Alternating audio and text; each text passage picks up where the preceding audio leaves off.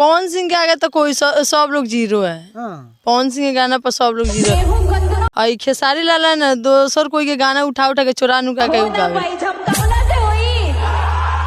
Power यहीं से शुरू होला, पावर यहीं खत्म होला। पावर एजे से शुरू होला, एजे से खत्म हुई। पावर दूसर के कहां से ले ली?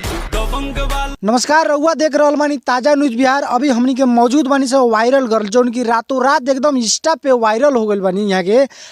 सबसे पहले राउर स्वागत बा ताजा न्यूज बिहार में। हमारे तरफ से स्वागत बा। अच्छा, रउआ एकदम रातों रात कैसे वायरल हो गई बानी इंस्टाग्राम पर? पब्लिक लोग के सपोर्ट से। पब्लिक लोग के सपोर्ट से जी। कौन गाना राउर वायरल भइल बाटे? पवन सिंह के गाना। पवन सिंह के जी।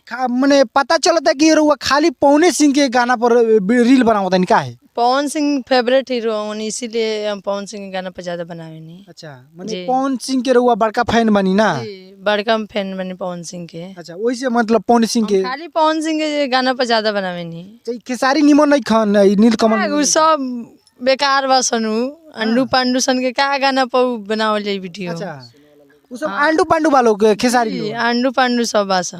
माने का है कि के वो बुझाता कि आंडू पांडू वालों? पवन सिंह अच्छा बनन। पवन सिंह भी गाना भी अच्छा गावेलन, फिल्म में भी निकालेलन, अच्छा निकालेलन। खेसारी लाल यादव काहे मने रउआ काहे आंडू पांडू लागत रहन?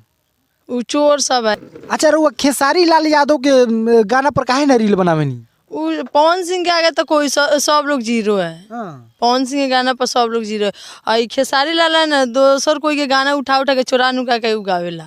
अच्छा, और ओकरा बाद में दुनिया के ओकरा पर केस उस सब चलेला। तो खेसारी लाल अच्छा थोड़ी है बा। पवन सिंह बहुत अच्छा बाटे।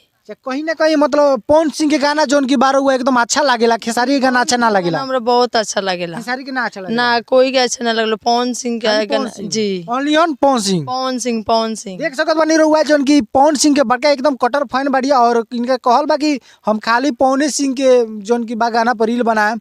और एगो कौन डायलॉग शायद बाटे, तो डायलॉग मारी थे पवन सिंह वाला।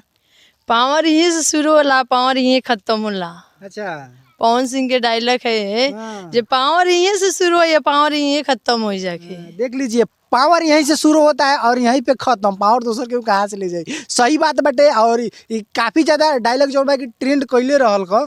अच्छा, अभी पवन सिंह अच्छा बनन तब तो ई चटनिया ली गाना इतना ज्यादा चलता। चटनिया वाला रउआ रील बनैले बनी कि ना? बनैले बनैले बनी बनी जी। देख सकत बानी स्क्रीन पर इस साइड में चलता रील। देखी पहले यहाँ की चटनिया वाला गाना में बहुत अच्छा बाटे। अच्छा, राउर जो आईडी बाटे उ सब आईडी के नाम बताई। इंस्टाग्राम पर बा अमृता चौधरी 7885, यूट्यूब पर अमृता चौधरी ऑफिशियल और फेसबुक पर अमृता चौधरी।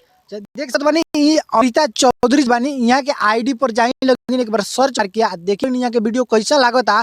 अच्छा लगे तो अच्छा कमेंट करी और यहाँ के मनोबल बढ़ाई। आ यहाँ से कौन इंटरटेनमेंट के वीडियो चाहतनी वो कमेंट करके बताई, ताकि यहाँ के रउआ सबके इंटरटेनमेंट कराई अच्छा से का। जी।